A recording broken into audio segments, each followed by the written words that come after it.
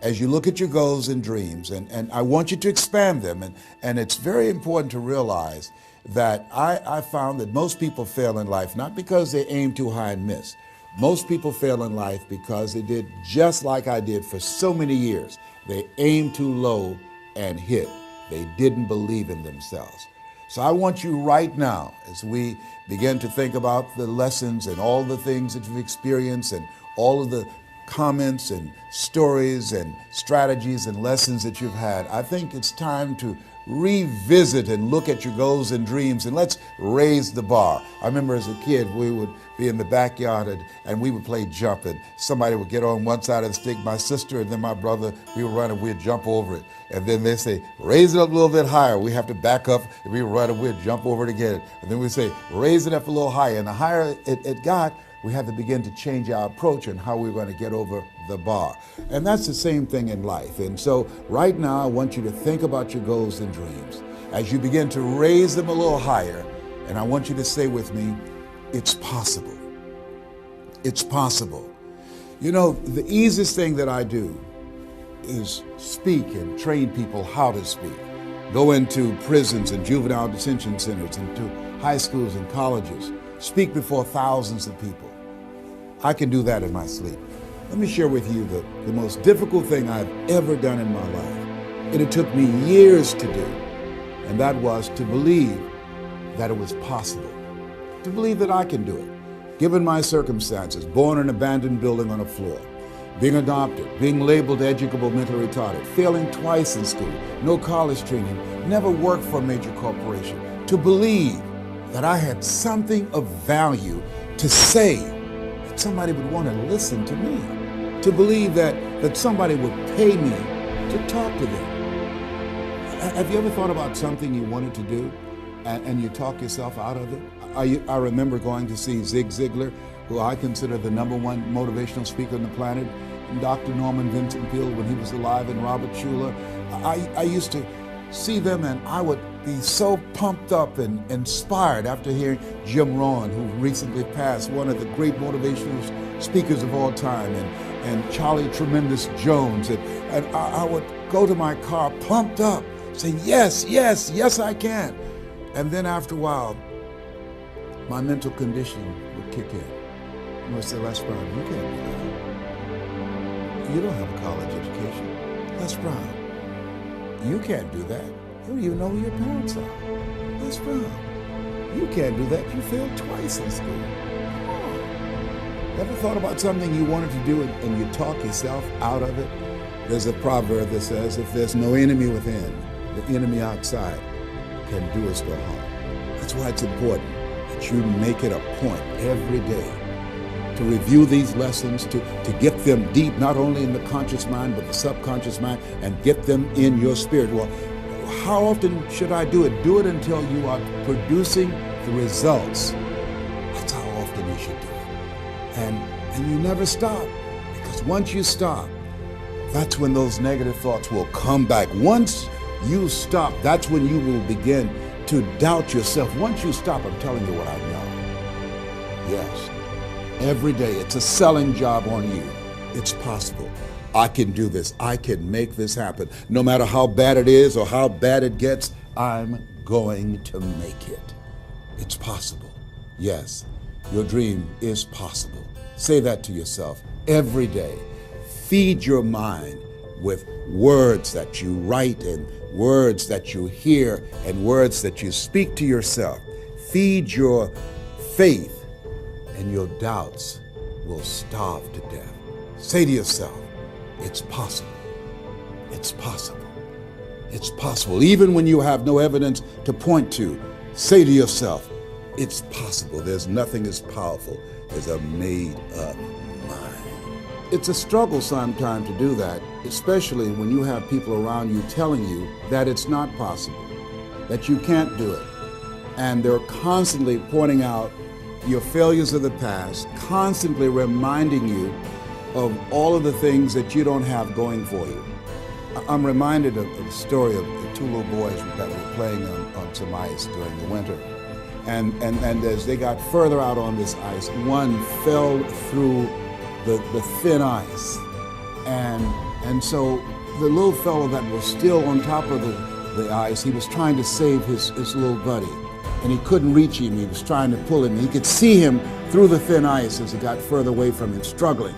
And he couldn't reach him, and he's trying to break the ice, and he couldn't do it. And he looked around, and he saw a tree in the distance, and he ran, and he got up on the tree, and he pulled and broke down an enormous-sized branch, and came back and savagely began to beat that ice, and broke it, and miraculously, he saved his friend.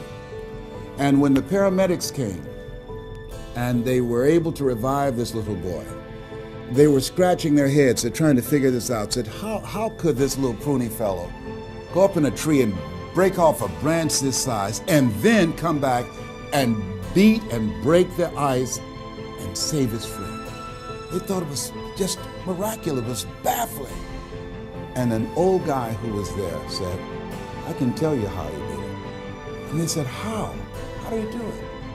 And he said, there was no one here to tell him that he couldn't do it. Whoa.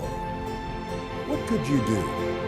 What could I do? What could all of us do if we did not have the naysayers in our lives? That we believe naively like that little boy that it was possible. What would you do if failure was not on the table? Do you realize that 87% of people allow the fear of failure to outweigh their desire to succeed because they've been convinced by the evidence, by being practical, by being logical, by being realistic. I did that. Leslie, yes? You're going to speak for corporations? Yes. Leslie, do they have a college education? Yes. Do you? Wesley, you know that I don't have a college education. Leslie, are these people experienced? Yes. Are there people with PhDs and MBAs that they could choose rather than choose you? Yes. So you don't have a college education. You have no experience. You're talking about becoming a speaker, and they're going to reach over people with PhDs and MBAs and years of experience and choose you. Are you being realistic? Come on, Leslie. Come on, Leslie. You can't do this. My brother, he's a wonderful person. And he constantly reminded me that I couldn't do what I'm doing now. But that really wasn't the bad part. The real bad part was I convinced myself that I couldn't do it. Not only because of those things that he pointed out, being practical and realistic, but also that within myself, I didn't believe what Mike Williams, my mentor, said was possible for me. Have you ever had somebody who believed and saw something for you that you didn't see for yourself? And here's how I escaped that. I discovered that sometimes you have to believe in somebody's belief in you until your belief kicks in. So here's what I am believing for you. The goals that you right now have, the things that you have envisioned for yourself, this is a reflection, what you've done thus far and what you are engaged in doing. It's what's possible for you right now. But there's even more. You don't even know what's in the future. Eye has not seen, ear has not heard. If you believe in yourself, if you constantly remind yourself after every defeat, after every setback, every time you get knocked down, I've got a saying, if life knocks you down, try and land on your back, because if you can look up, you can get up. See, a lot of people, because of failure, they stop believing. Let me share something with you. You will fail your way to success. Yes. 8 out of 10 millionaires have been financially bankrupt. You will fail your way to success. It doesn't matter how many times you fail. It doesn't matter how many times people tell you that you can't do it. It doesn't matter if you don't have a dime in the bank. You will fail your way to success. What's very important is you're believing in yourself. You're constantly saying, somehow, some way, I'm going to make it. I remember a lady out of Detroit, Michigan. They called her Martha Jean the Queen. And she had a motivational message she gave all the time on the radio. And the question she would ask was, do you really want to win? Do you really want to win?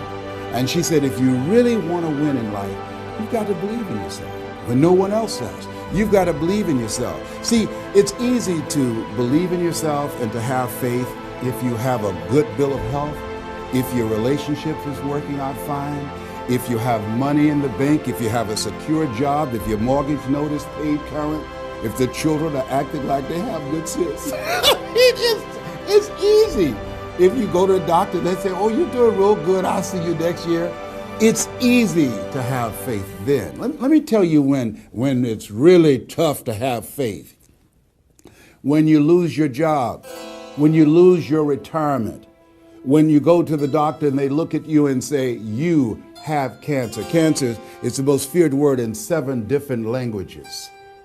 That's when it's tough to have faith then. And that's when you need to call on your faith then.